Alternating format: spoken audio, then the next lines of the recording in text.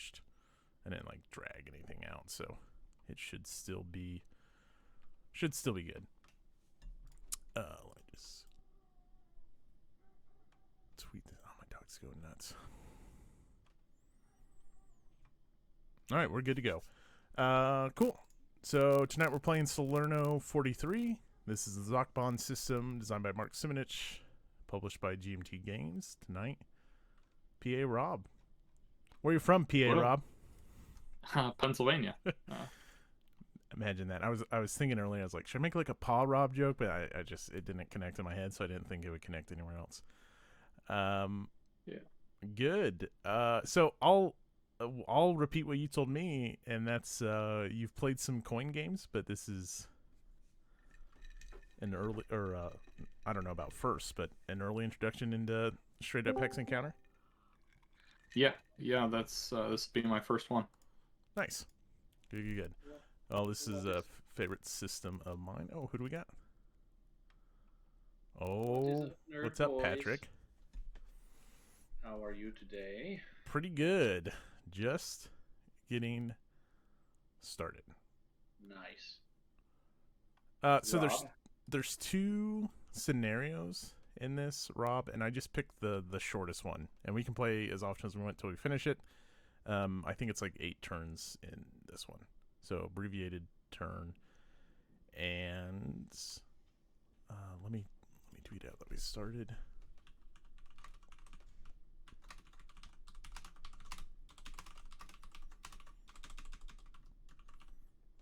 All right, cool. So Rob's taking the allies, and I'm taking the Axis, because if you're learning a game, I think you should always be the attacker. So Good strategy. Yeah, I think so too. Any questions before we get in the game?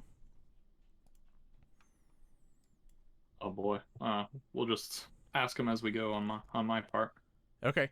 So the first thing to do, and this is also in Normandy, if you end up getting Normandy and playing it, is there's like a landing phase.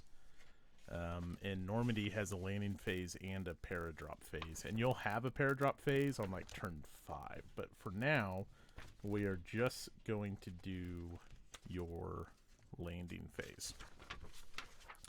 And so everything that is, oh my gosh, Patrick, I'm flipping through the Reds rules, wondering where the.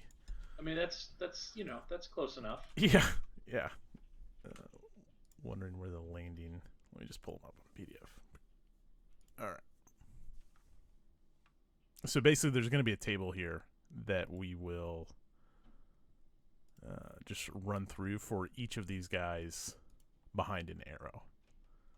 So 141st Regiment, 42nd, these brigades, these Rangers, and these commandos will all roll on the table to see what happens to them and how far they may advance. Okay. So if you're following along, I'm going to the turn 1 special rules on page 22. At each one you just roll on the initial assault. So I'm going to the for the Vassal stuff, I'm going back to those Excel spreadsheet windows, and I'm pulling up the miscellaneous tables.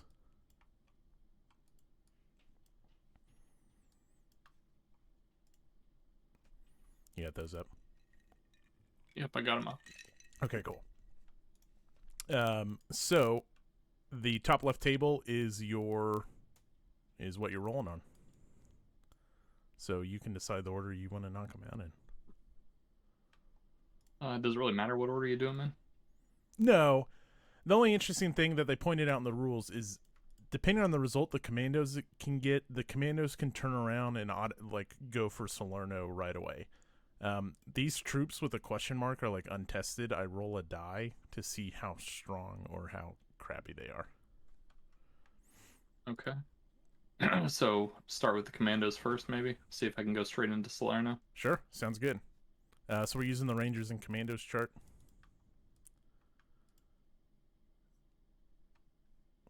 Which which I think is too bad. I don't think the charts pull up on when you're streaming Vassal, but I don't think there's any modifiers on this, so you're just rolling the d6.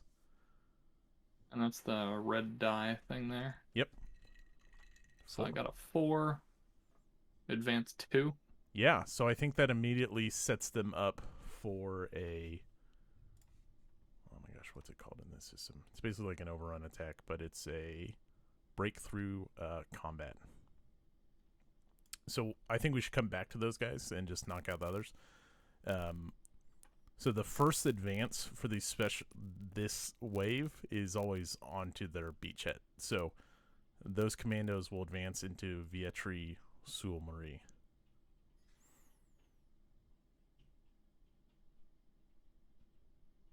And then what I think you can do...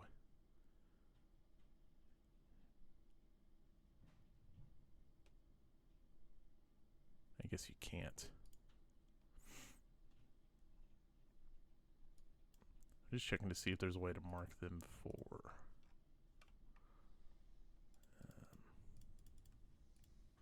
that's all right. We'll just remember to come next to the commandos. I was going to see if we could mark them. Okay, who's up next? We'll just go straight down the line. We'll go with these guys next. All right, Uncle Beach. That's got its own column there in the middle. Okay. Nice. 5. Advance 1.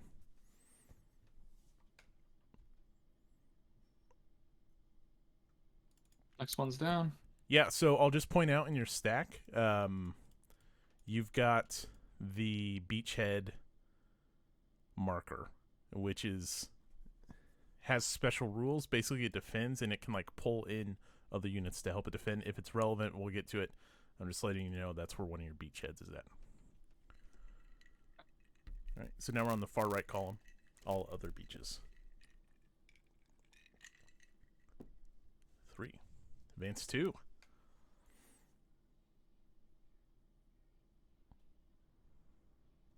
And the one with the little red 1 right here. Yep. Oops. What does that mean? I believe those are victory points. Okay.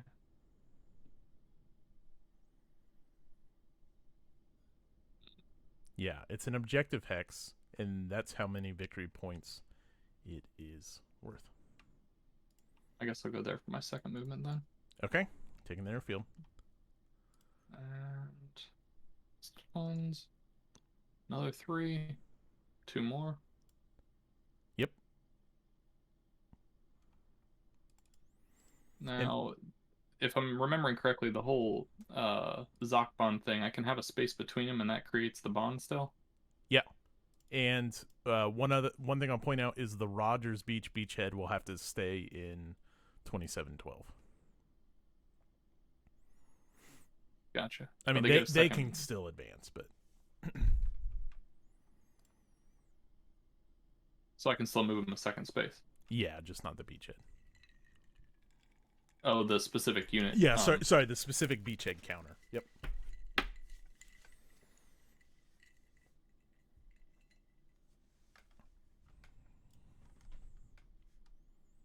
Is that the one with the like white and black half circle? Yep. And then they get stacked on each other, but if you hover over that counter now that it's on its own, it has like a more accurate description of what that counter is. So Gotcha. Will these automatically stack back on top of each other? No. if you get them in the same hex, they should, or in the same general There we area. go. Cool. Red Beach. 3. So that's 2 again. Yep. Before you advance into, I'm forgetting one thing. Everything is marked as, I think they get marked.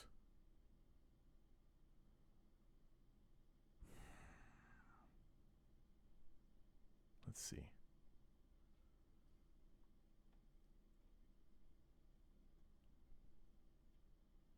Uses the assault units. No odds are computed. Instead, use invasion CRT. Okay, maybe I'm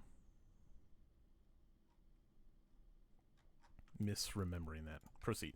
I don't see it. And move the other 2 units there. All right. We got here one more. Blue Beach. Yep. 4. Still 2.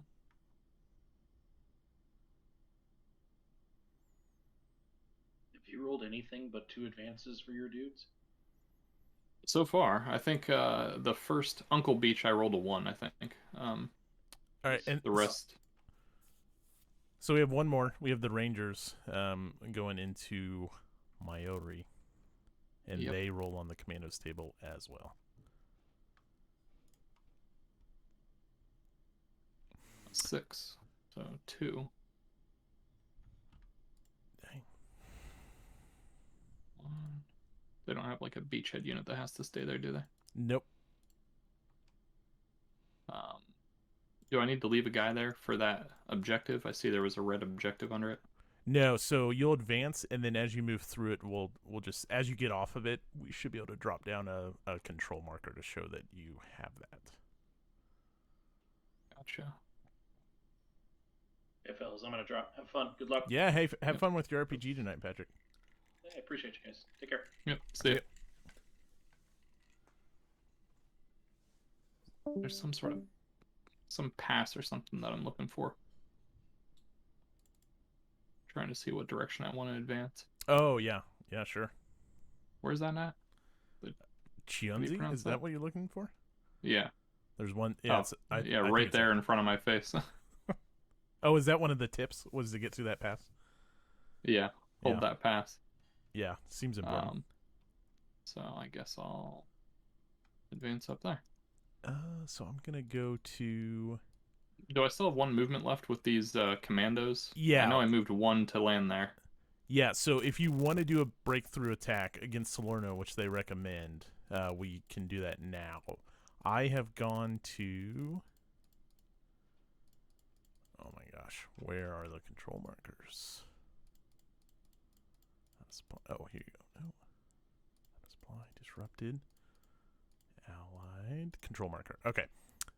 So just so you know, if we're going back up into the top bars, the box directly to the 3-1 is the just general markers box. So I've gone to Allied, and I've gone to Allied control markers to place it there. And by my count, you picked up 1, 2, 3 victory points on your initial landing there. Yep. All right, so then the box to the left of that is the general records, and I'm gonna move that, and I think we can also do that on the map, so they're tied together. Okay, so let's do some combat. Okay. I don't move my stack of units in there yet until after we resolve the combat, right? Right. So we need I the was- combat resolution table. yes. Not a concern yet, but worth remembering that you can only attack or defend with 20 is the max in this game. And I need to pull up the variable strength. So I just roll. Okay, so they are strength 1.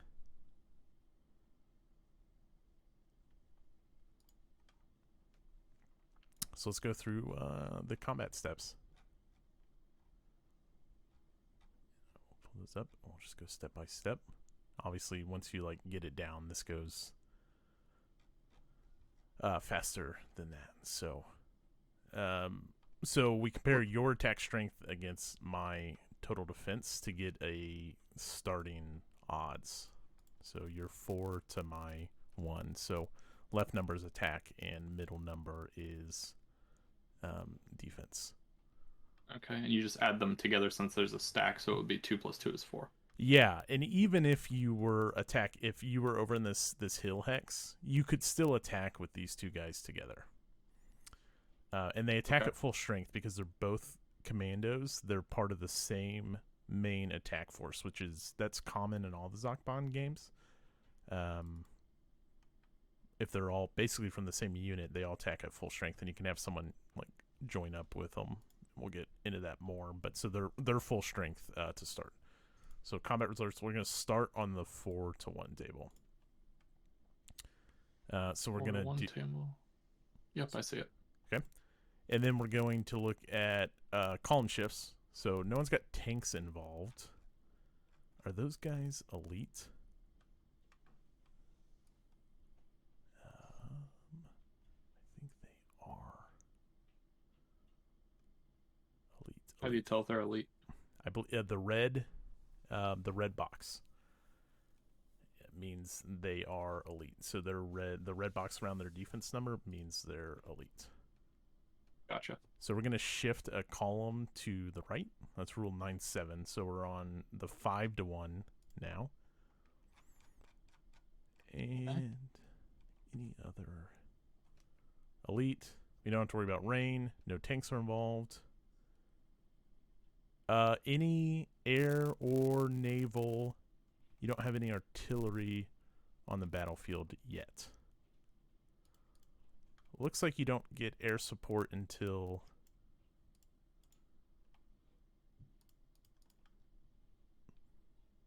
it's marked used. Oh, that's my air support. Oh, you have U.S. support markers here. You have some British Seafires you could use. They're once a turn, and you could also fire. You're within range of your naval battery too, if you want more shifts. You can use all this stuff once per turn? Yep. And this is the only combat I'm going to have this turn, right? But you will have... So after this phase, I think we go into my movement phase, and that's all considered part of turn 1. Gotcha. So they'll still be marked used. And your guys only have a strength of 1? Is there even really a purpose in using that? No, I wouldn't. I rolled so poorly on that. I don't... And normally when you're in a city, you get your defenses doubled, but variable strength units don't double, at least on the opening barrage. I probably went... You're on 5-to-1. The worst you can get is a DR2, and I don't even think these guys can retreat, so... Gotcha. Then, yeah, I won't use them. Okay. So air, naval, artillery, other shifts. Now I guess. Sorry. Now I would check variable strength, which is fine. I'm not gonna worry about it. Hey guys. Hey, what's up? So technically, you would check that first, or you would commit your resources first, and then I would see how good they are. It sounds like. So, what's up, Nate? Hey, FYI, you can't have any column shifts on turn 1 except for the elite. Oh, only elite. Okay. So, okay. All turn 1 or just the landings? What, just the breakthrough combat. Thank you. Okay. So we're still on 5-to-1 from elite then. So now you just roll the die. We're on step 3. Or no, step 4. Okay. And just 1d6? Yep. All right, a 2. That's an exchange. So both sides lose 1 step, and it's determined by the... So DRX, I'm looking... All of these are explained on the chart. So both sides lose 1 step. The unit selected is determined by the opposing player. Defender must either retreat 2 hexes and become disrupted, or conduct a determined defense. And then you may advance. So my guy is a 1-step unit. He is eliminated. I will... Let's see, do you have steps? I'm seeing if...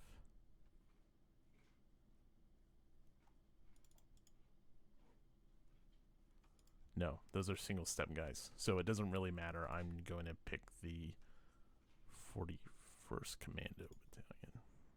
And So what is it? I lose 1 of them?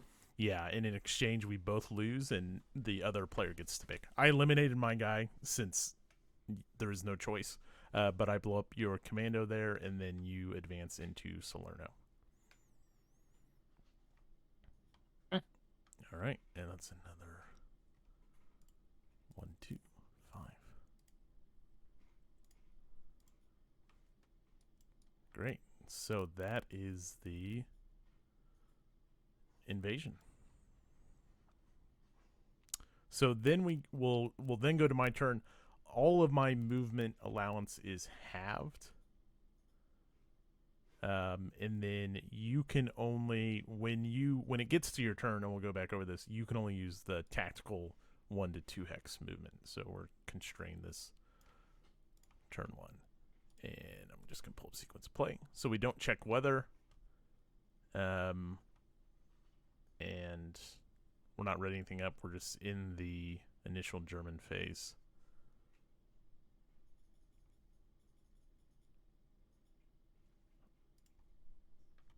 All right. I probably should have looked at this ahead of time in terms of what I should be doing.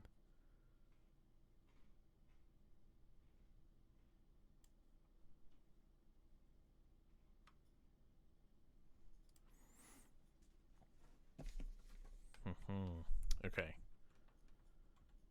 All right. I'm going to start. I'm going to clear all the movement stuff. That is what I'm going to do to start. And no other phase, German FMA, Alex TM only. Okay. And we have replacement points in this game are determined by the calendar. When we get to that phase, that's a little different in some of the other games. But I'm going to start with this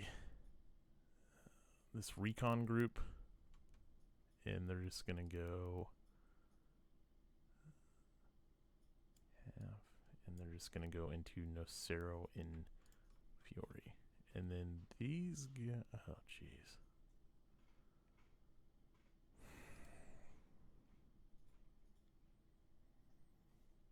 I'm going to pull up the train effects chart. So I'm just moving. I guess I should ask, like, do you need me to walk through the movement stuff at all, or was that pretty clear to you? Did you have any questions about movement? No, it seemed pretty straightforward. Although I don't, nothing affects your unit or your movement for infantry units, right? It's only like vehicles and stuff that have modifiers for movement. Right. So the big thing here is road movements. So mechanized is going to get the benefit of road movement.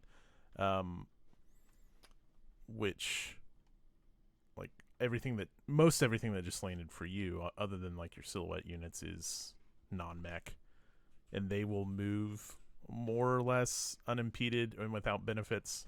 I think the big exception there is over mountains, and then a minor penalty for going over minor rivers.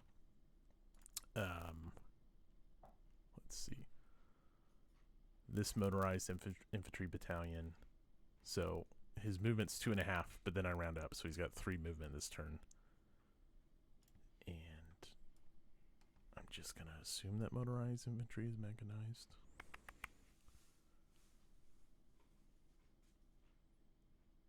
It is. So he'll get the road benefit. I think I'm gonna go 1, 2, 3. 1, 2, 3. He'll stop there. And did you, Matt, there was the turn 1 German restriction about all your stuff being halved. Yeah. So he's 2.5, but then you round up. So I think he goes up to 3. Yeah. And this guy only went a total of 2. These, I think, what are these guys doing? They can move. I don't know what those guys are doing. They're garbage. 1. All right, so now I'm looking down here by Paglia. Mechanized in a Panzer battalion are going.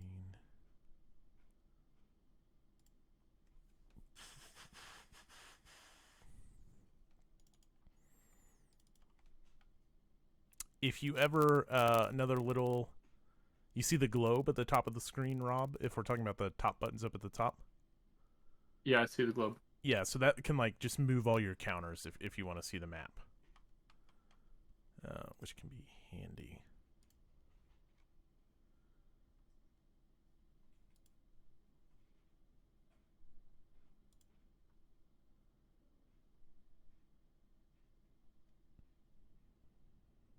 Hey Nate, do you remember? Do I have turn 1 reinforcements? I don't have the chart in front of me. Which? I'll open Vassal up real quick and check. Well, that's what I was. I don't actually see where the reinforcements are printed. Got the rules, but I don't know if it has it in the rules, does it? Well, I've got my box here. Everything else is like filled in and automated, so I assume they'd be on there, but I don't see reinforcements anywhere at all. Turn 1 reinforcements, yes. I'll place them real quick.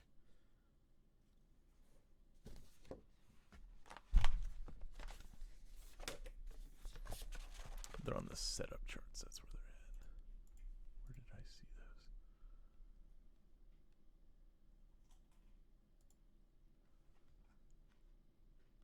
those? Oh, they are there. How do I get to the German side? Aha. Okay. You see your green stars up at the top of the map, Rob?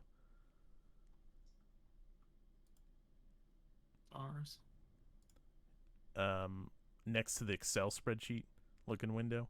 Oh yeah, the buttons, the green star buttons, yeah. Yeah. So on turn 5, you'll start getting, if you click the left green star, that pulls up the avalanche scenario reinforcements. They're still on the like setup card that you would pull out to like find your counters to start the game.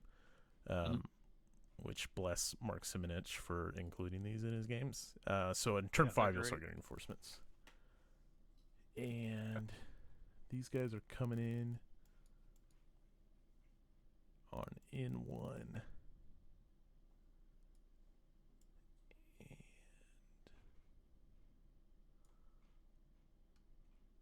these guys will come in here and here. Okay. All right, back to movement. These guys are going to creep on 1, 2, and these guys will go 2. All right, back to south of Salerno, the middle of where the Commonwealth landed. Pull those away. So this is Victory Hex. Oh boy.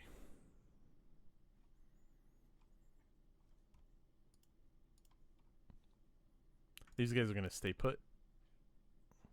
I don't know. I kind of want to go after Salerno. Yeah, let's have some fun. These guys are going to move. 1, 2, and 3. This guy's going to move. And he's just going to fall back to Eboli. These guys here, so they each have 3. Both are mechanized. It's +2 to exit Azak.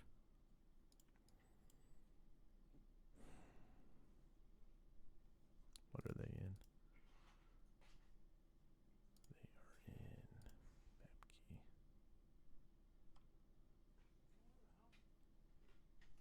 They're in a hill. A hill on defense strength ×2 except silhouetted units and variable strength units. I will leave these guys here, and these guys here are also mechanized. They're going to go 1 and 2 into there. We'll move to combat phase.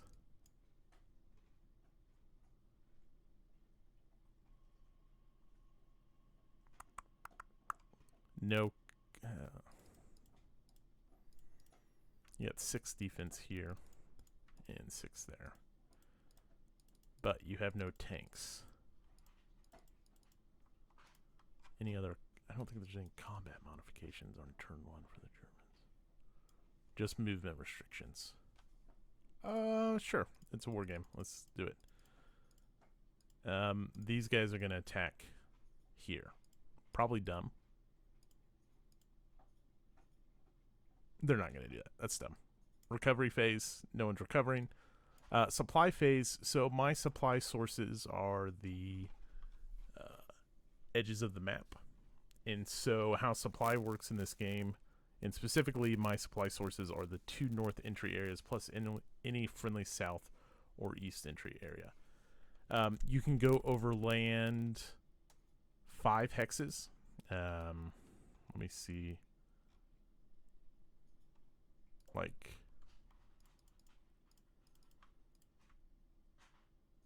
if this unit was in Albinella, it could go overland to get on this road, and then basically follow the road as far as it wants to trace supply. So all my guys are in supply, and we will go to your initial phase.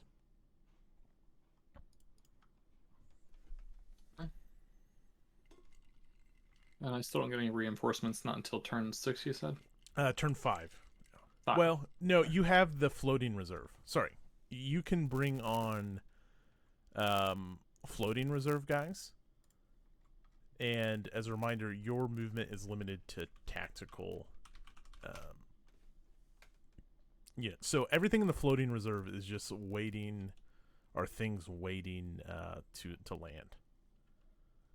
And you can land up to 12 landing points. And those are factored based off your stacking value. So we can go through that depending on like what you want to bring on. And they have half effectiveness when they land. So you probably don't want to like land and attack with them. And then there's a limit to like how much each beachhead can take from the floating reserve. Basically, you can't just bring them all on in one spot and run all over the map the turn they land is the short of that. Gotcha.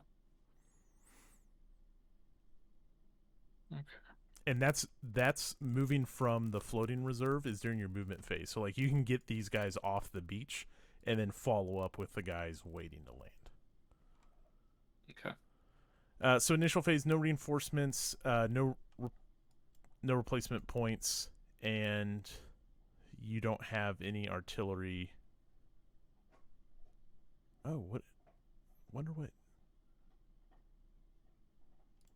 I wonder what these guys do on turn 1. Nate, do you know what the guys at the back of the landing boxes do on turn 1? Do they just land at any of the hexes they want? Yeah. Okay. Yeah.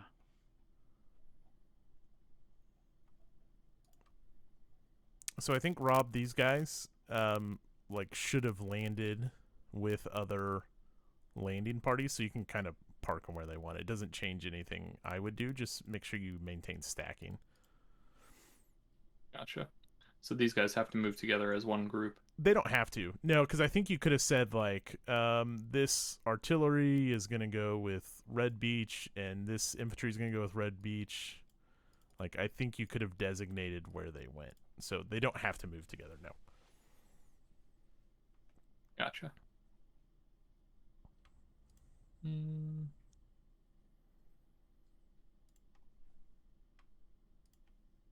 don't remember how much movement they had, so I'll just leave it there.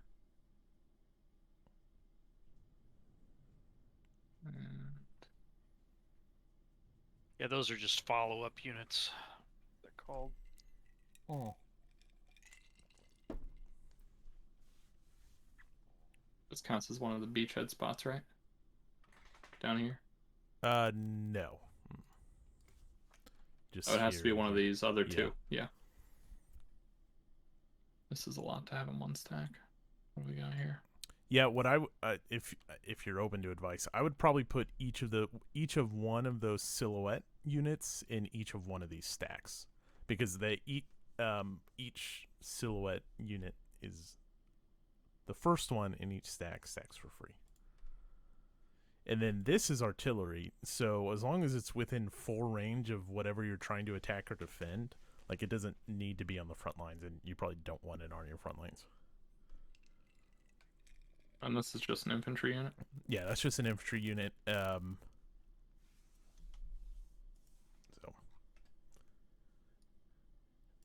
do with that what you want. It doesn't matter who the. Oh, go ahead. Does it matter who's on top of the stack? Nope. This game you can like freely examine. There is, when you play Normandy and Stalingrad, just like forward looking, the unit, the shortest way to put it is the combat unit that does the most for you in combat has to take your step loss. Doesn't matter for like stacking order, but it does. That is something you'd consider in future games as you go deeper into this. Like your tanks usually, or your elite units have to die first usually in a lot of these games. Not in this one though. Gotcha. Okay, so I'm going to clear the movement, and we're just going to go to your more normal movement phase now.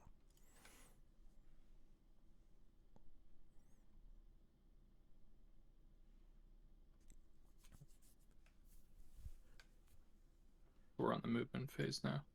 Yep. And I can move all of my units on the board? Yes. Yeah, so and then anything in the floating reserve as well. Gotcha. And if I stay on roads for like my mechanized units, I can move further, but I can still just move through rough terrain and don't have to follow roads, right? Yep. But there's still the restriction about tactical movement for. Oh for yeah, thank you so much. Don't forget you're limited to tactical movement on this turn. So tactical movement is just 1 or 2 hexes, and you don't worry about terrain cost. Oh, gotcha. Would there be any reason to, say, move these 2 guys like on either side of this unit and then try and attack them, or would it be better to keep them beside? Even if you don't attack, we can back this up. Let's just say you do that, and let's say you move some of them first, and then you move this guy. Well, you can't set up a Zokban, is what I was alluding to, because the second moving from Zok to Zok, you have to stop. So even though you could move 2 hexes, you have to stop when you go Zok to Zok. I was thinking maybe you could set up a Zokbond to cut off supply, but you would need to be here and here to have a Zokbon. But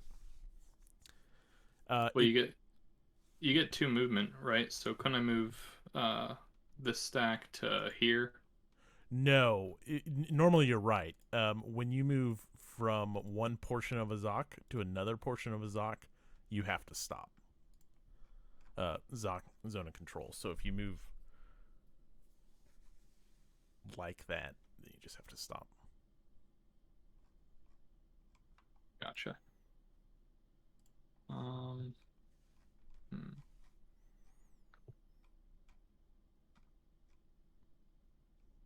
So maybe move these guys here, and that's still good then? Yep. And then I don't think you're going to have supply concerns for a while. Like, you couldn't use this hex for your supply because it's in this unit's Zok, but you could get to this road and then you're smooth sailing. So this unit has control of this hex, even though I was just in it? Not control, it emits a zone of control.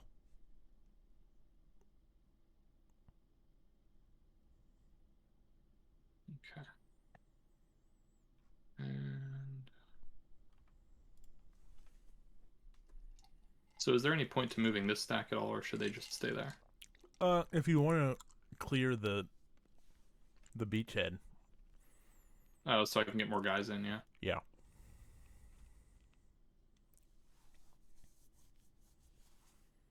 Have you seen Saving Private Ryan, Rob? I have, yes. Yeah, get off the beach. So I moved them to... but they have to stop here. Yep. Sorry, you mentioned that already. That's all right. And then maybe I'll move these guys here, those guys there. Okay, I'm just dropping. I'm right-clicking the marker I placed down earlier to clone it, and I'm just dragging the new control markers. Since you were the last one in there, once you're off, we're dropping them. I guess these are still more units that I have here, aren't they? Oh yeah.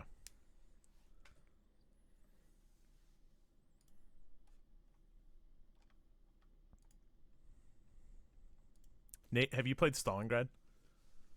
No, Salerno is the first and only that I've played, Oh, and I don't have Stalingrad. I've got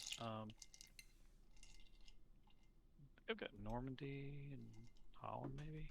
nice. Well, I heard oops. Stalingrad's kind of a different beast. It's big, but I really like it. It's my favorite. I forget. Is it on P500 right now? No, they just had an expansion come out for it. Yeah, I bought the expansion, but I can't remember if I. Yeah, I've got the expansion, so I'm ready for the. There you go. I'm sure we could do the main game. No, I just have Normandy and Salerno. I don't even have. Holland. Sorry, Rob. Were you starting to ask a question? No, I accidentally took the beachhead marker for Uncle with that stack. Okay. Probably don't want to move these commandos out of here.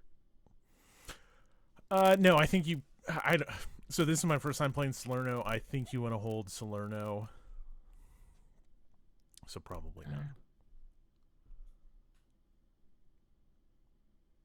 These guys here. Oh, we got a Mitch sighting. And we have a Mitch. We have a Mitch in the room. What's up, Mitch? Howdy. How are you? Good. Good. I think that's all my units. Now I got to bring more guys out. Okay, so you're gonna move from the floating reserve.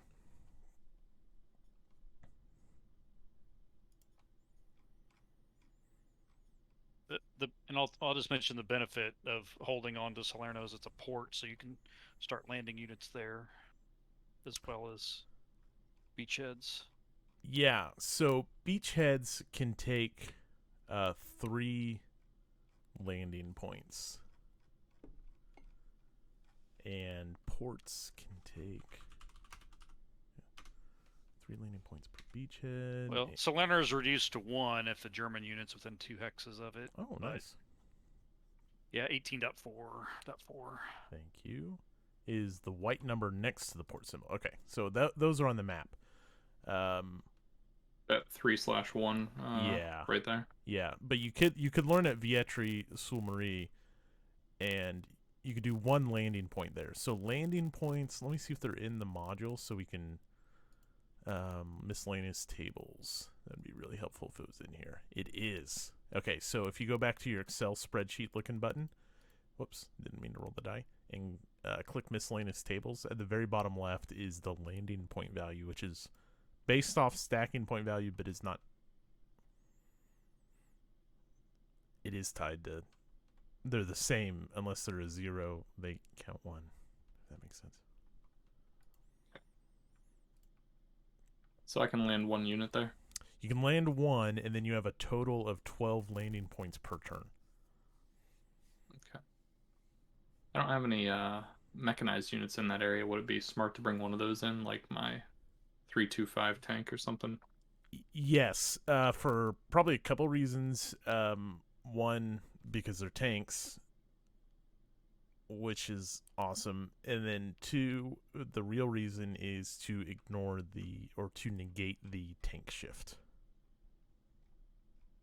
So if you attack or defend and you're attacking with a tank unit and the opposing stack does not have a tank, you get a shift. Oh, nice. And this one right here, it's got a yellow box with a 3 in it. What's that mean? So that's a tank destroyer battalion. They're good on defense. If you attack with them, their tank value is reduced to a 2. So they're good on defending against tank. They're still fine on attack, but their effectiveness just goes down a little bit. That's all it symbolizes. Gotcha. All right, well, I'll bring 1 out there. And they don't get to move, right? They just land there, and then that's it. They take a marker, and I think they have tactical movement. Let's see. Rule 18. They use tactical movement. So same thing, 1 and 2, but they do get a. I'm gonna right click them and go to movement and make him half effective. So half strength and limited to where he can advance after combat. And he can, yes, he can go one more hex, sorry. So if I move him to here, then I can support an attack against this guy. I can attack with him and those ranger units. You may, yes. He will be half strength, but yes.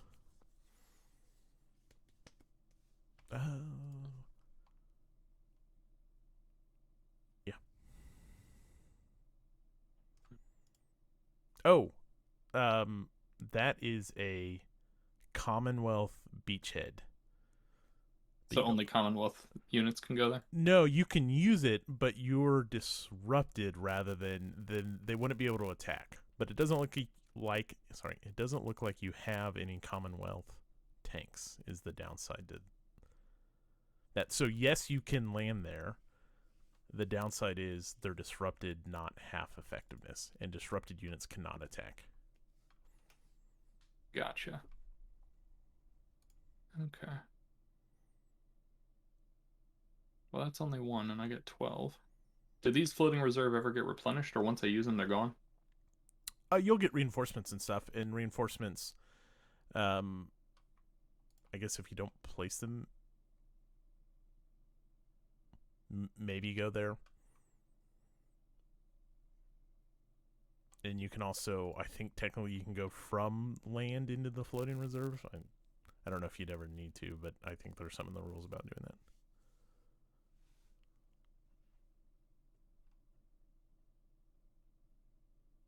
Wanted to shift units between ports or, Sure.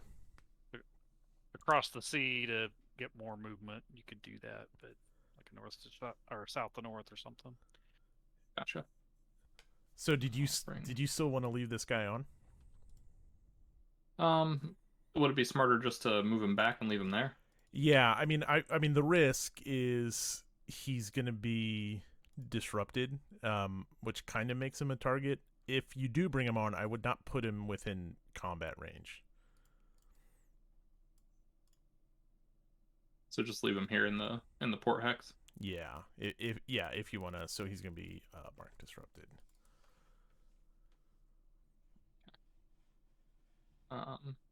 And then I was going to bring this one out here and then move him one more space. Okay, I'll mark him. Half effective.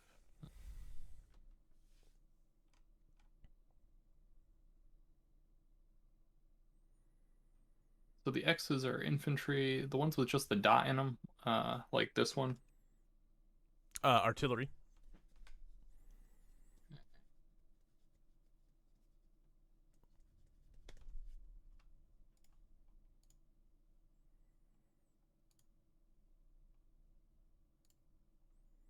So I'll bring another artillery out down here. Nice. This is engineer battalion. What do they do? These ones here. I don't know if they have any special rules in this. Oh. So they can only be replaced by special replacements, and if in Control F, I don't think they have any special rules in this game other than they're just a little bit limited in how they get replaced. Gotcha. I don't see anything else for them. Can I bring another guy into a beachhead where I brought somebody else in? Like yeah. The artillery unit? Mm-hmm. So, generally speaking, so in Mark Simonich's World War II games and Mitchell Land's Next War games, everything's color coordinated, which is really nice. So this artillery is tied to these two units. What does that mean? So that artillery can support those two infantry regiments. Oh, nice. And before we get too far, so you have that's one stacking point for the tank you brought on, and one stacking point a 0 stacking point, which counts as a landing point for the artillery. And then, so you're at 3 landing points, and you've used one at... Yeah. Okay. And so could I bring this one here and then move him here? Let's see, a 3. I think that would overburden your beachhead, because that beachhead is because already... I already brought 2 people here. Well, you took the tank on there, and this counts... That unit is a 3 stacking unit, and so it counts as 3 landing points. I wonder if it would be better to bring the tank up here instead. Well, but then you're back... That's Commonwealth. Yeah, that's the... It's disrupted again then. Right. I mean, you could. It's probably safe, and then you know you have roads down to the U.S. forces where it wants to be with the U.S. forces anyways. Gotcha.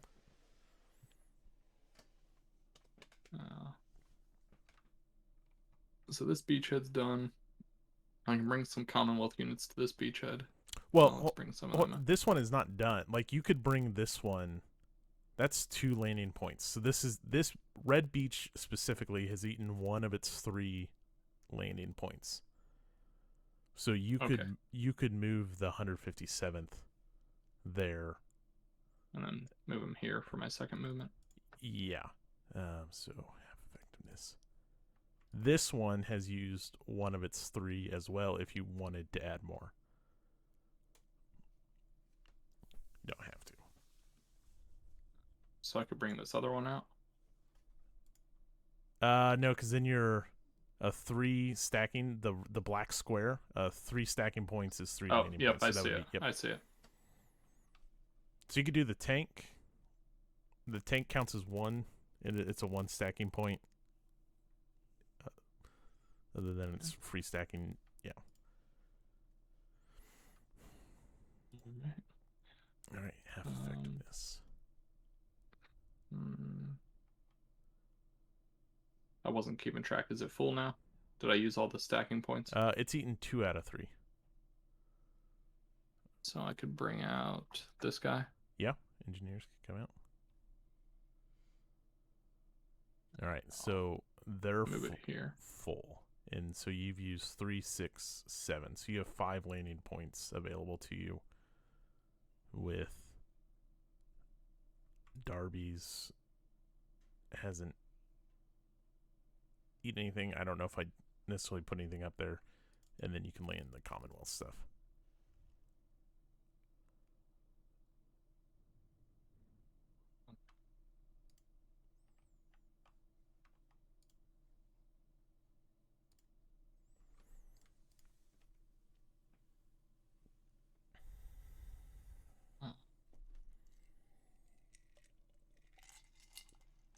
Bring that in.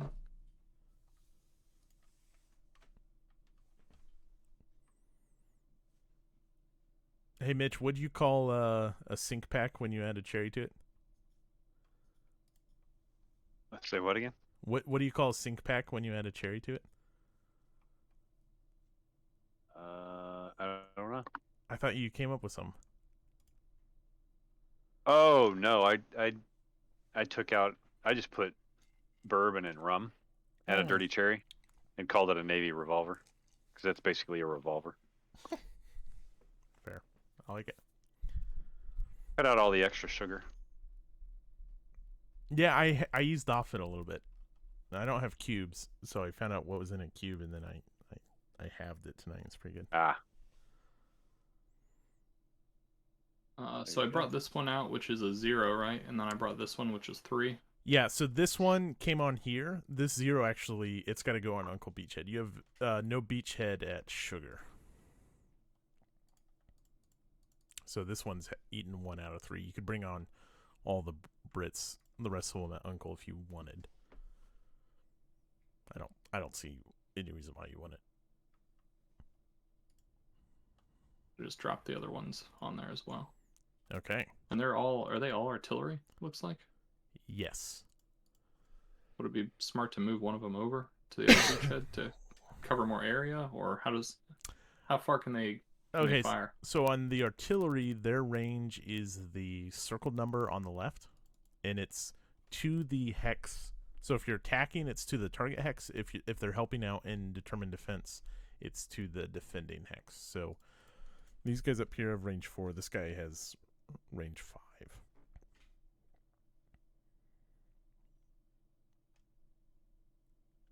And this core artillery can basically help all the Commonwealth units. These are division artilleries, and they match up with their divisions. Gotcha. There can be units outside their division involved in the combat, but there has to be at least one of their division units involved. Okay. Okay. And then you said I had one beachhead left up here. Oh yeah, you have the Darby's Rangers. It's a U.S. beachhead. So generally speaking, in the Zachbon games, with how your main attack force works, you want to keep the simple versions. You want to keep the colors together. Like you want to keep this navy blue, this light blue, sky blue, whatever, together, so they with can, the other ones. Yeah. So you probably don't want to put him up with the Rangers. I think having the tank eventually get in to support to help the Rangers is not a bad idea at all.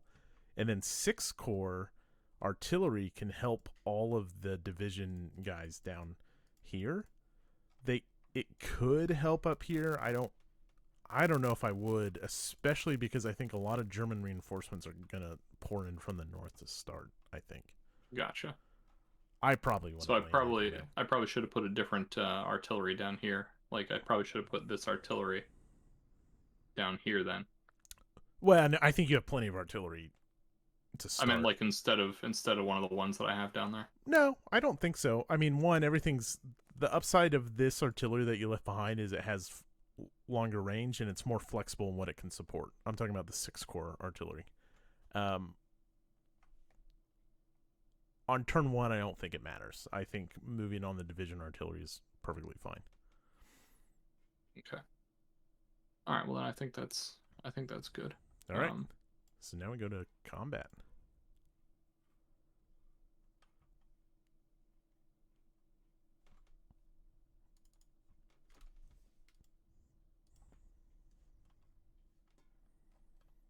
All right. So which one are we doing first? Do we want to start at the bottom and work our way up, or? Oh, that's up to you, man.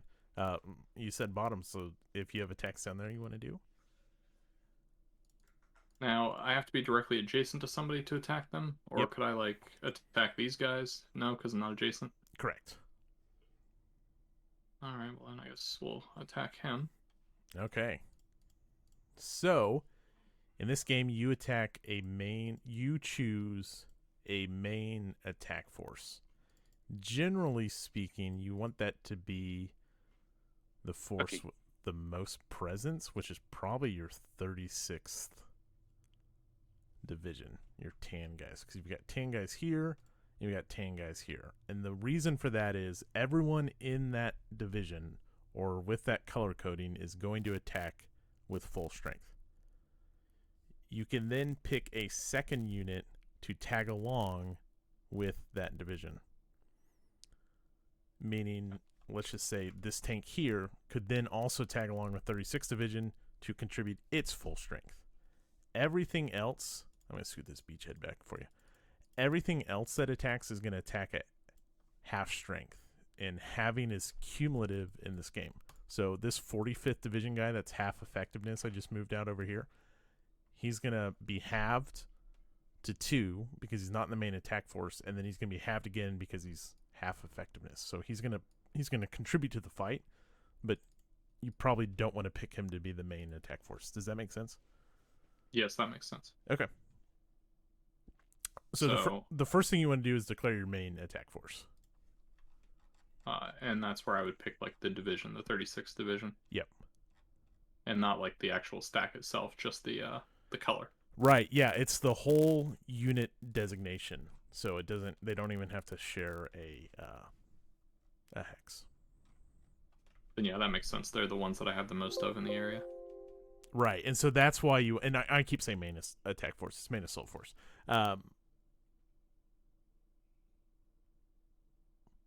Yeah, and that's what I was getting to. Like, you want to keep things together, and generally speaking, it's going to be divisions.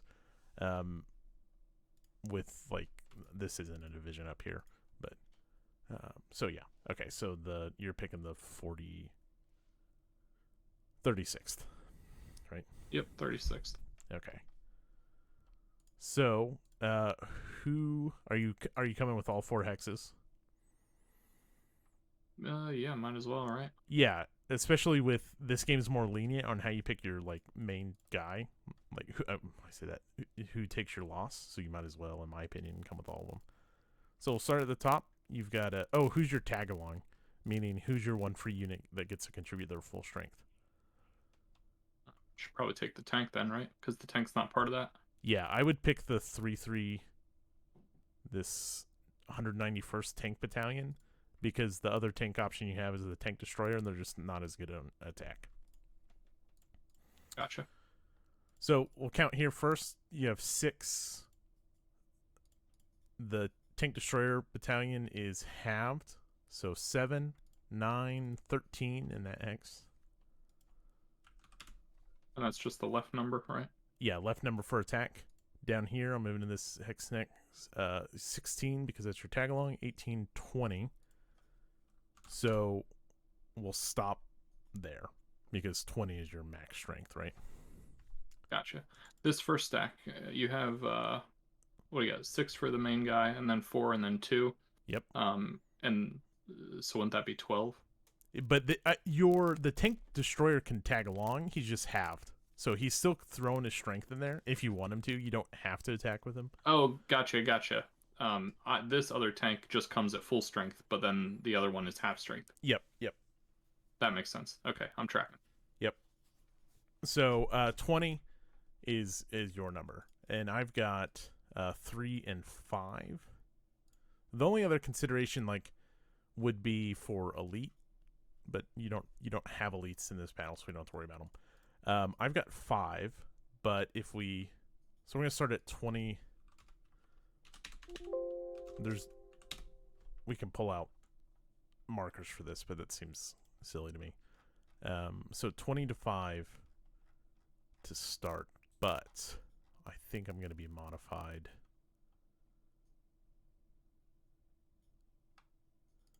Because of the train. So I'm going to pull up the train effects chart using the Excel spreadsheet looking window. And I am in hills. And I am defense strength 2 on my non-silhouette units. So it's going to be 20 to 8.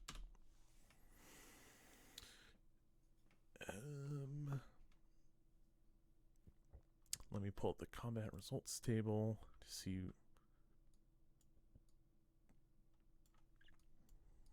if we have any other modifiers to strength.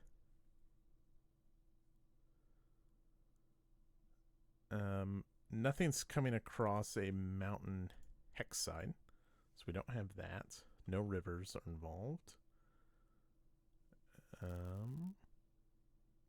So you're not being halved in any way, and I'm not being halved in any way. Okay, so then we are on the 20 to 8 would be on the... Oh, nice. That's on the 2 to 1 table. Because you round down in this game, like you drop off any excess. Okay. And then we look at column shifts. So tank column shifts. I've got a tank. You've got a tank. Your tank value, which is the number above the attack number on tanks, like it's a 3-3 you see, right? Mm-hmm. And I'm a 3-3. So it goes left or right if neither one has a tank, or if someone's tank value is higher than the other ones. So if you are coming with your Tank Destroyer, on attack, he drops to 2-2. And in that case, I would get a tank shift because my Panzer is a 3-3. But because you're coming with a 3-3, we cancel each other out. All right. Do you want to commit air?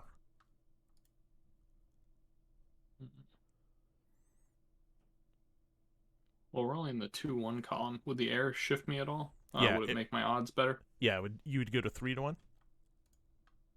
Yeah, I think I'll commit the air. And Okay. that's this one here. Yep. So you should be able to right-click that. Flip to used. There you go. All right. Do you want to... Next up is artillery. Yeah, I've got artillery that can support, right? Yes. On attack, you can use 2 times artillery, but whoops.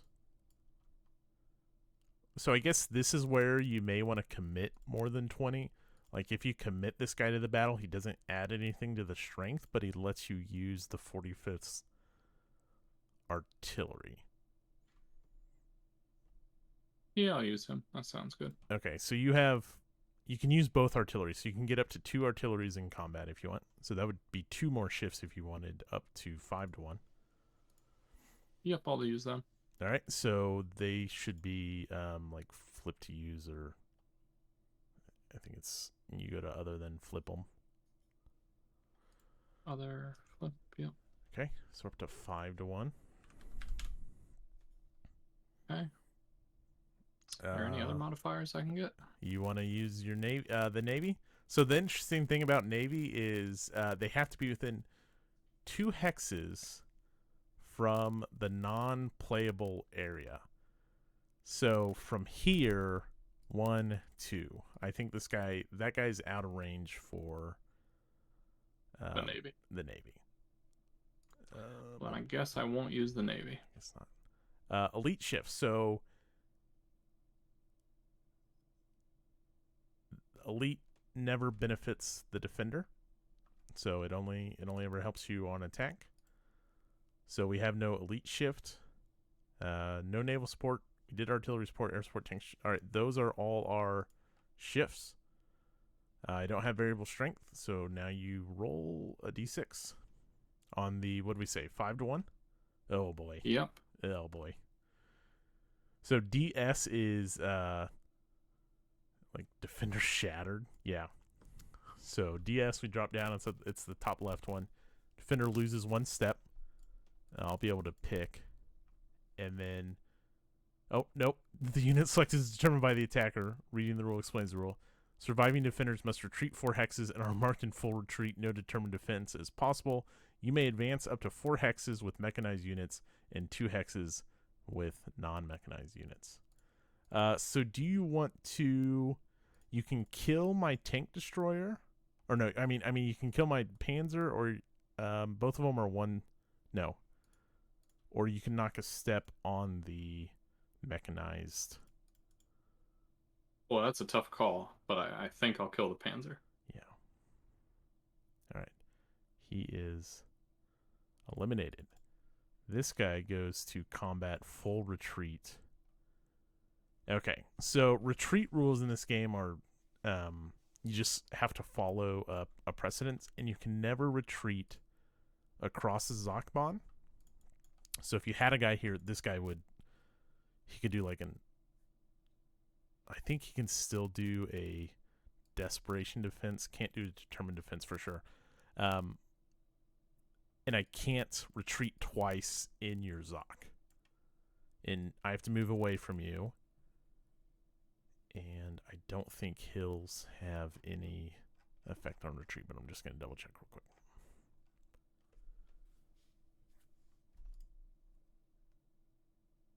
And you get to decide where you retreat, right? Not me? Yeah, as long as I'm moving away from you, then yeah.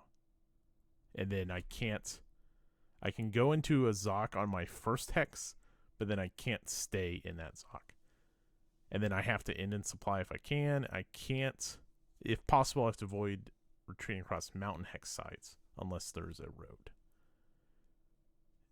And then if I end in a city, then I can stop there. So I think I'll go 1, 2, 3, 4, and I'll end up there.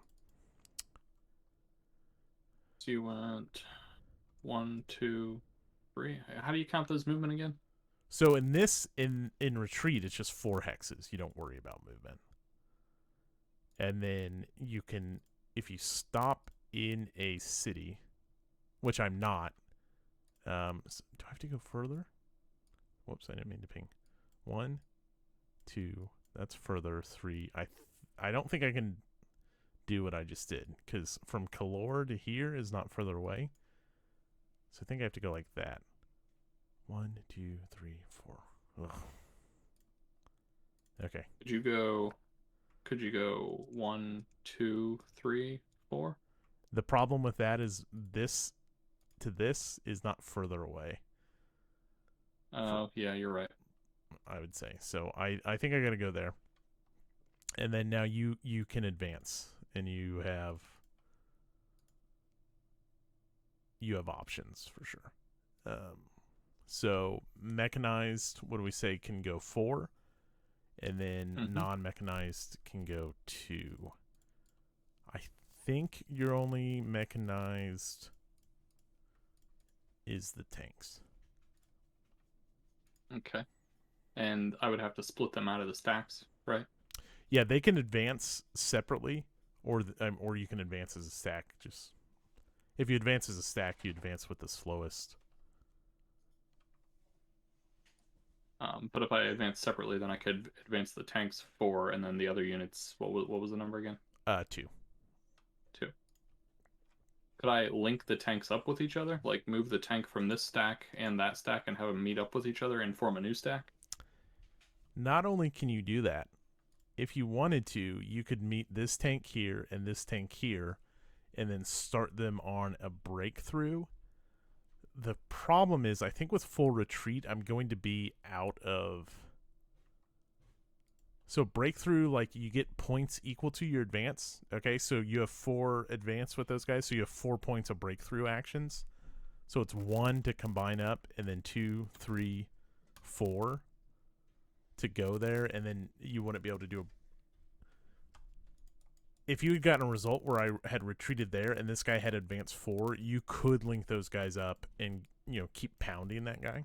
So, yes, they can link up and advance to wherever you want, is the short answer to your question. Just making an illustration. I could move them separate, though, and I could move 1, 2, 3, 4, and then I could just move this one 1, 2, 3, 4. Well, yeah, but you can't... If you want to do a breakthrough combat, like a follow-up as a result of another combat, the first thing you have to do is spend 1 point to go to the hex I was in and link them up, is kind of how it works. I think that you have these stacks backwards. I think the other one was down here. Sorry, however you had it, sorry. Nope, no problem. I just didn't want to cheat and move them freely from stack to stack. Now, without even forcing combat, this tank can go 1, 2, 3, and the second you land there, this full retreat guy, he goes back 2 more hexes. Like they want nothing to do with you. So you don't even I don't even think you would get a chance to attack them until they get like pinned down. Gotcha. Now all of your reinforcements come from the back, the far right and the top. Is that correct? Yeah, generally speaking, 2 north, 2 north, 2... Nope, some come from the south. Trying to see where a good place to go would be. I want to take all these objectives, right? Like the main point of the game is to get the objectives to score the points, and that just ends it? Or do you have to go through the full scenario of how many turns? Yeah, I think you play to the end because I don't think there is automatic victory. Let's see. Automatic victory. Starting in turn 4, then you have a benchmark. And so if you have victory points... If you have 5 or more victory points above the benchmark, or you reach 20 or more victory points, you win automatically. Otherwise, you just play out the scenario. This one's 8 turns. Gotcha. So would it be smarter to send this stack to here, and maybe have this stack try to make its way this direction? Yeah, I mean, just like broadly speaking, I don't think you want me to set up units on this side of this little river, the Calor or the... Again, I haven't played this, but it's just going to kind of be a pain if you have to fight me to get across at any of these crossings. So if you can get across the river, that's probably what I would try. I don't know. All right, then, yeah, I'll move the stack 3 spaces to here. Well, hold on. The tank can go that far. The infantry can only go 2. Oh, I thought the tank could go 4 and the infantry could go 3. No. 4 for the mechanized, 2 for the non-mechanized. Okay. I would certainly send the tank in for sure, just probably for getting that guy to keep moving backwards. Gotcha.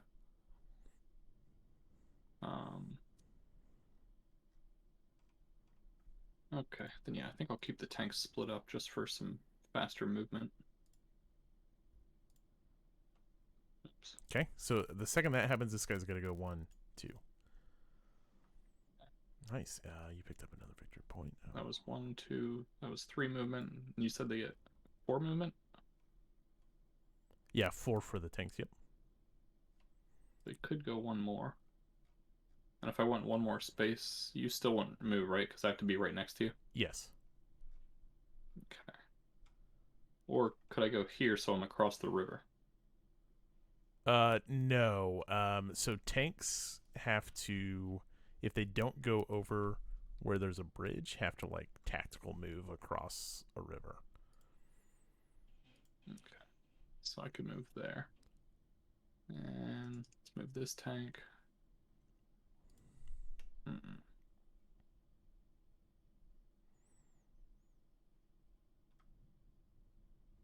could do that, right? That's 4 hexes.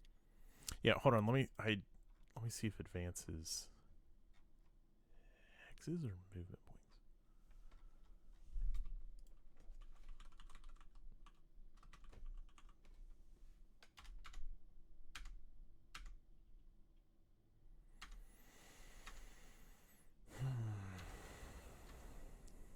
So I'm just looking for the.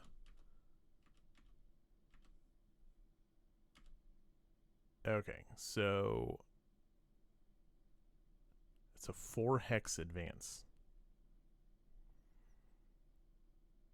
Advance in any direction. No unit may advance across something that's prohibited. Okay, so here's the one limitation on that.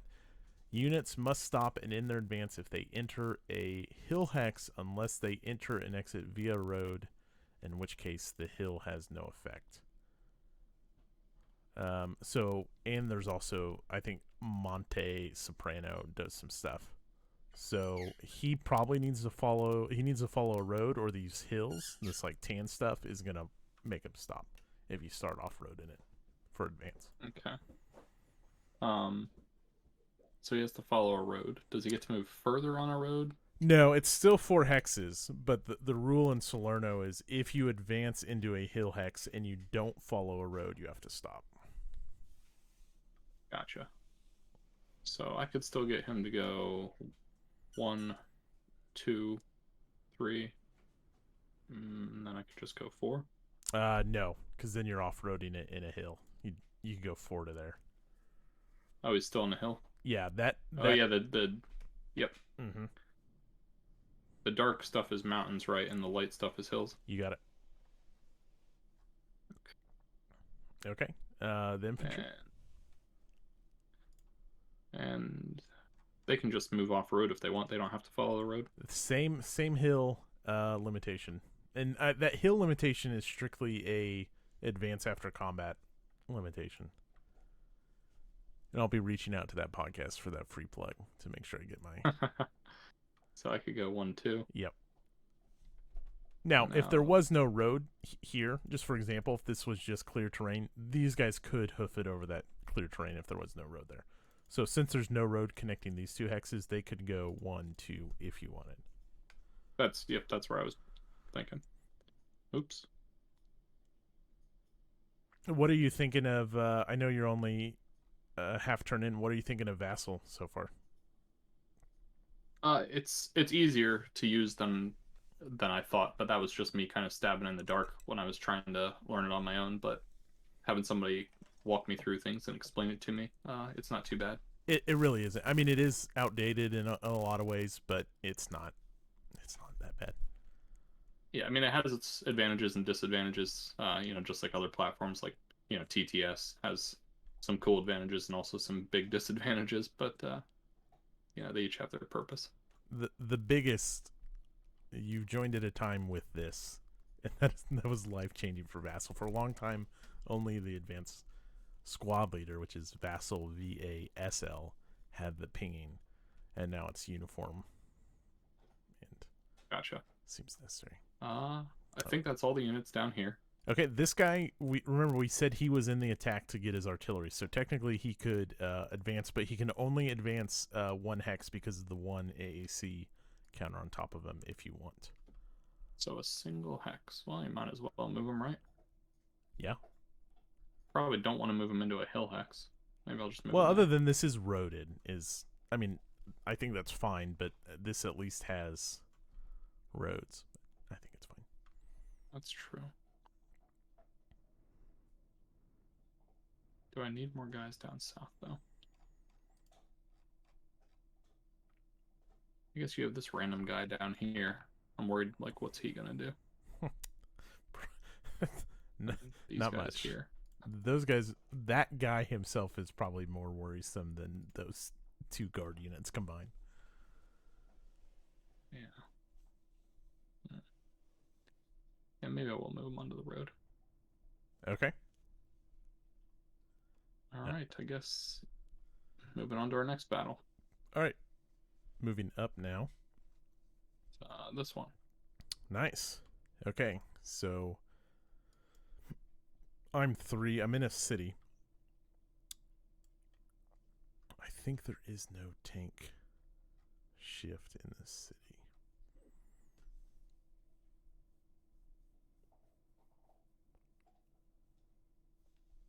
Neither player can earn the tank shift if the defender is in a city hex.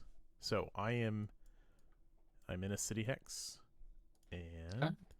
city is usually pretty favorable. Yep, defense ×2. So I'll be 6 for my combat. Well, I guess the only ones that are adjacent are my green units, the Okay. 56th. Yep. So I guess I will attack with those. All right. I got And I'll add my tank as my one free guy to bring along. nice. Quick count is 13. So 13 to 6 to start, which will be 2 to 1 to start. You've got artillery here for the 56th Division. You also have the core artillery as well. 13 to 6. I'm jumping ahead a little bit. Sorry, 13 to 6 to start. That's going to be on the 2 to 1, and then we move to shifts. So no tanks, no elite. Or sorry, do you have elite units? You do not. No elite units.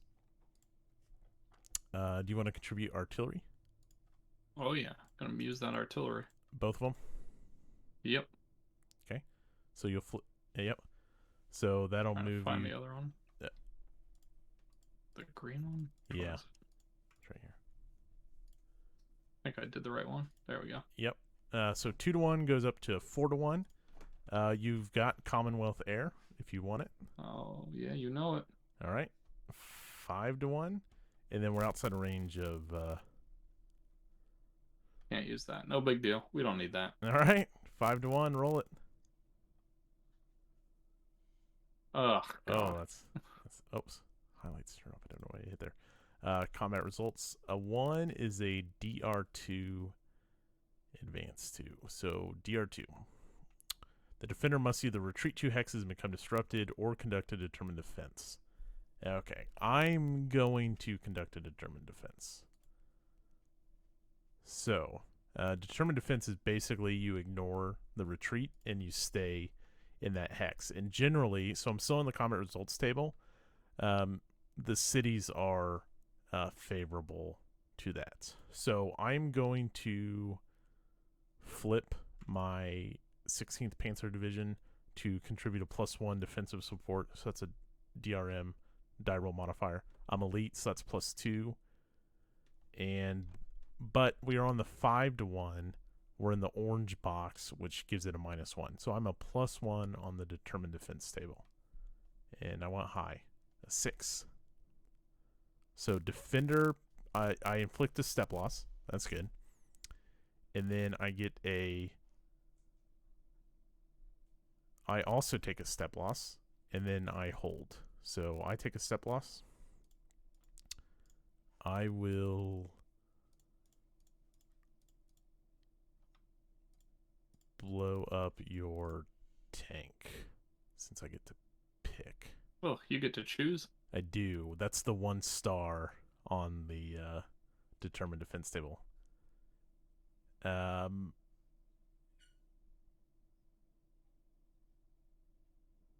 I hold. Whoops, didn't mean to ping. Okay, any other attacks? Would it be smart to attack with my commando here? Well, you're gonna start 1 to 2. You could get up to 1 to 1 because you're within range of your naval. So you're looking at a 1 to 1, but I'm in a hill, so I'm doubled. I would not. That's not good. Yeah. What about my ranger stack here? They got 6. Yeah, so then you're Against- 6 to 8 because I'm doubled in the city. Ugh.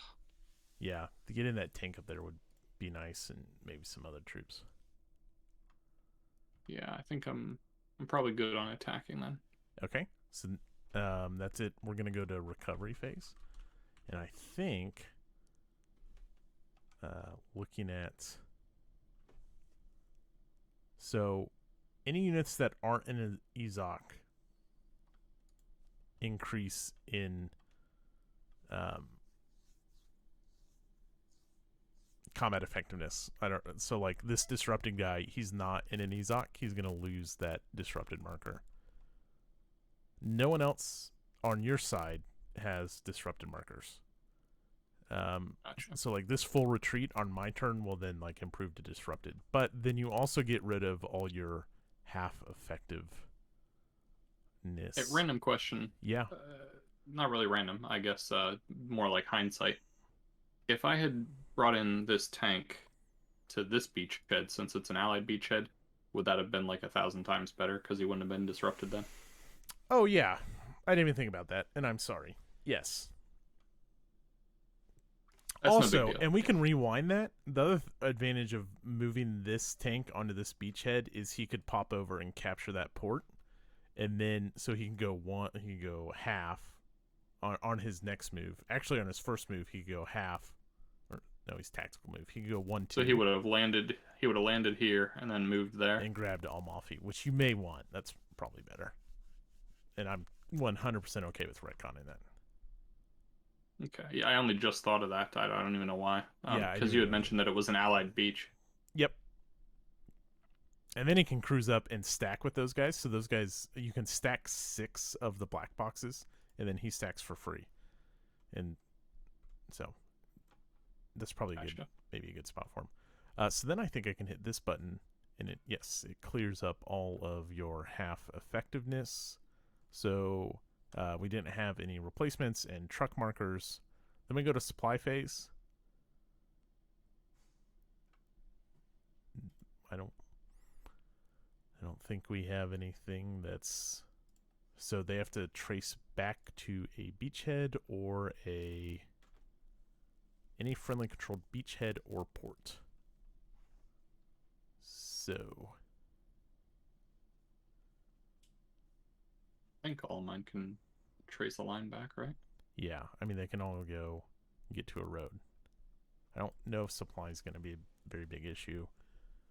The only one that's not on a road, I think, is this guy. Yeah, but he's got the overland back to a road. Right. It's like and this guy's not on a road either. Oh no, he's on a road. This dark line is a road, right? Yeah, it's a major road, so it's only a third movement point for tanks on those. Oh, that's how you were moving further along the hexes. Yep. And then what are these improvised roads? The Yeah, hash they're mark like ones. minor roads or something like that. What are they? A half point? Yeah, half secondary road.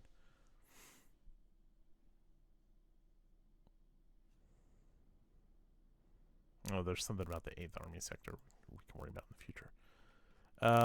So you're good on supply, and then you can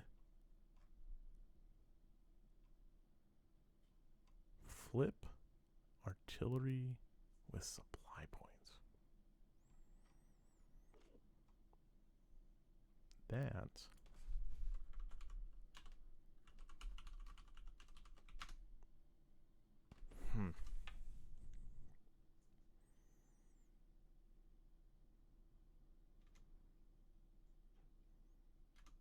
Oh, the weather track going for us, going forward, we'll get so it's clear. Allied supply points is 1, +1 allied supply point. If the port of Salerno is open, it is not, because there's German hexes within 2 of it. So you have a supply points. You can use that supply point to flip one of your artilleries if you want. Ooh, just one. Or you can start accumulating them. Mm-hmm. Probably just want to flip this core artillery, right? Yeah. Since it can support anything. It can support anything, and it can give you the modifier I use to stick in this city. It can also use, and probably, generally speaking, 1, 2, 3, 4. Like, I think you want to hold Salerno, and I'm ideally gonna pounce on Salerno. So having that to help a determined defense is probably worth it. Okay. Victory check phase. We're in turn 1, so you can't win. And then we would start with weather phase, but it's getting close to 10 o'clock, and it's a new turn. I think it's a good spot to save. Yeah, it's almost 11 o'clock my time. All right, so I'm going to save. And what I do, the more, like, what you may want to do, the more you play Vassal games, is I have, like, a separate folder of just all Vassal modules. And then that's also where I put my save files as well. But the reason you may want them in one spot, the next time you go to open Salerno, it'll be, like, on the quick menu. Why did that? Oh, there it is. It'll be on the quick menu for Vassal. So you open up Vassal and you see Salerno 43. The more you, like, play games, if it's been a while sometimes before you go back to something, or for some reason they may just drop off. Anyways, I just like having all my modules in one spot because you may need them. Going into turn 2, Matt and Rob, Salerno. There you go, man. What do you think so far? I like it. Yeah, I really like that I don't feel very restricted in this, which is a big thing I have. Like when I played Memoir 44, I just felt like overly restricted every time I did anything in that game. Oh, yeah, sure.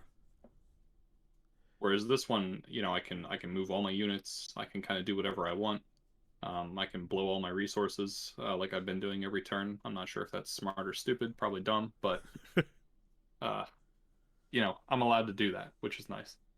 Yeah, I'm okay with restricting units if they're all going to get a chance to activate. And that's that blind sword system we were talking about where it's chip pull. Like, everything will go, but you just don't know when your commandos are going to activate, and you don't know when your 16th Panzer is going to get its chit. So the trade-off there is, like, we're bouncing back and forth faster. In, like, Normandy and especially Stalingrad, the front is so big, like, the turns, I don't know. If we were, like, really comfortable with the game, I bet we would, like, maybe do a turn, one side's turn a night. If we were only playing for like 2 hours, and that's pretty generous, just because there's so many units. Salerno's nice because it's not very dense, and so I think the turns will the more comfortable we get with it, the turns will. I mean, what do you have? 30 units on the map, so it's not that bad. Yeah. Nice. All right. Well, I'm totally down to keep plugging away at this scenario. We can try to get some on the books and keep playing it if you're down. Yeah, definitely. Yeah, I like it a lot. Cool.